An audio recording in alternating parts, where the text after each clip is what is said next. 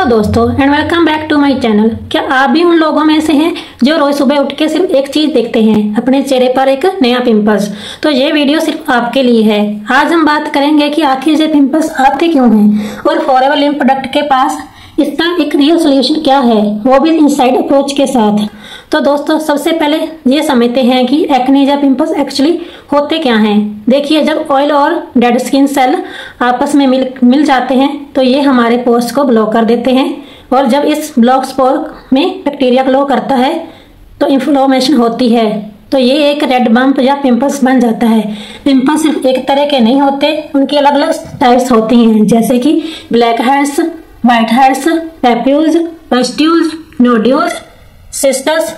इनमें से सबसे ज्यादा पेनफुल नोड्यूल्स या सिस्टस होते हैं। तो दोस्तों एक्ने की टाइप्स के बाद अब एक्ने के स्टेजेस को समझेंगे कि इन स्टेजेस को समझना ही इफेक्टिव ट्रीटमेंट की पहली सीढ़ी है।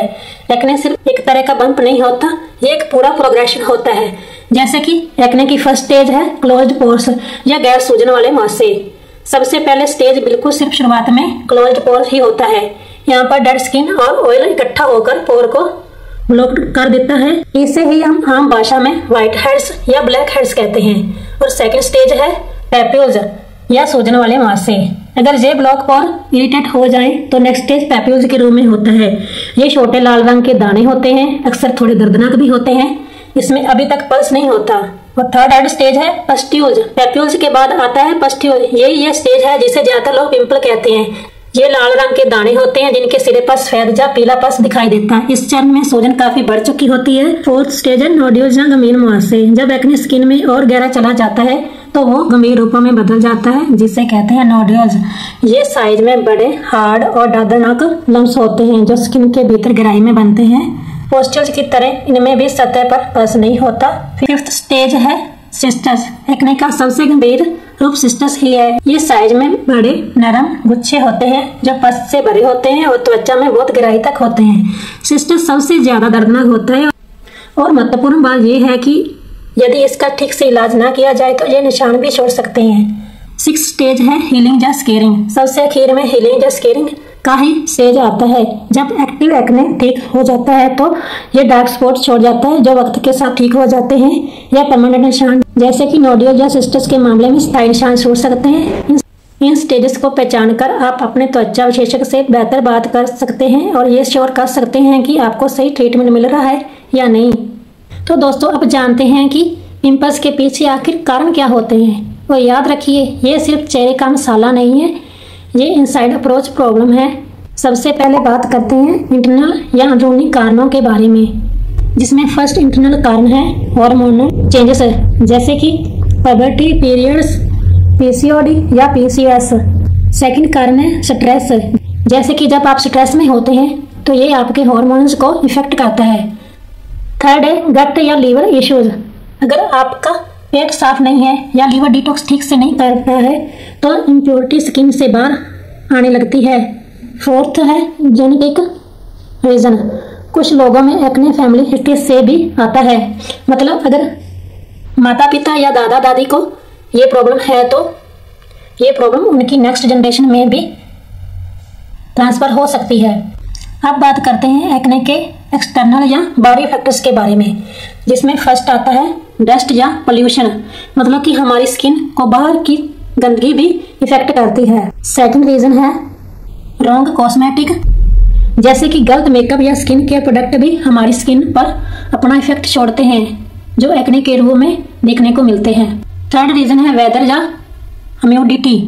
जब ह्यूमिडिटी में ऑयल प्रोडक्शन बढ़ जाती है तो वो एक्ने के रूप में देखने को मिलता है। नेक्स्ट रीजन है अनहाइजेनिक हैबिट्स, जैसे फोन स्क्रीन या तकिए के कवर को साफ न रखना। तो दोस्तों देखा आपने, सिर्फ जंक फूड ना खाने से काम नहीं चलता। अक्सर वजह hormonal imbalance, poor gut health या ओवर क्लींजिंग भी होती है। तो पिंपल से बचने के लिए कुछ बेसिक टिप्स फॉलो करें, जैसे कि फर्स्ट टिप्स है जेंटल क्लींजिंग, मतलब कि स्किन की हार्श स्क्रबिंग ना करें। सेकंड टिप्स है स्टे हाइड्रेटेड या डाइट को बैलेंस रखना, बाकी पानी खूब पिएं और अच्छा खाना खाएं। थर्ड टिप्स है स्ट्रेस मैनेजमेंट, इसका मतलब है योगा या मेडिटेशन ज़्यादा से ज़्यादा करें। फोर्थ टिप्स है क्लीन लाइननेस, मतलब कि रोज पिल्लो कवर और मोबाइल स्क्रीन साफ करें। और साफ और क्लीन ब्लैंकेट का इस्तेमाल करें। 5th टिप्स है avoid harsh scrubbing.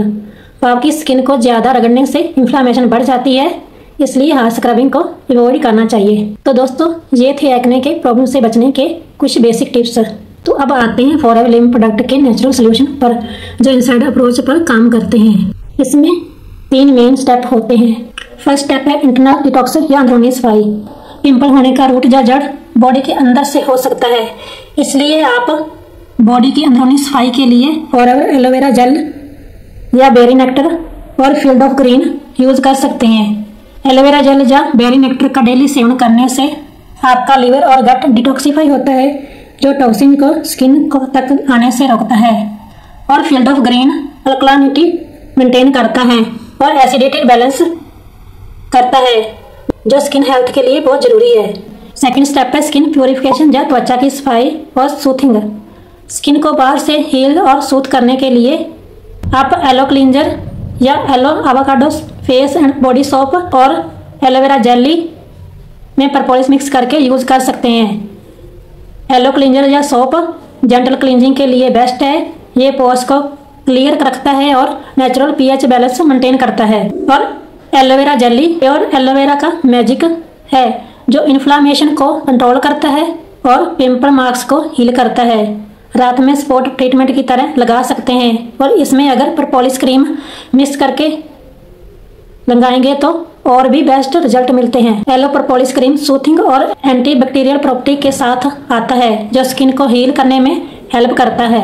Third step है हार्मोनल बैलेंस। अगर आपका मेन इशू हार्मोनल बैलेंस है तो आप अपने स्किन डॉक्टर से सलाह लेकर ये प्रोडक्ट यूज कर सकते हैं।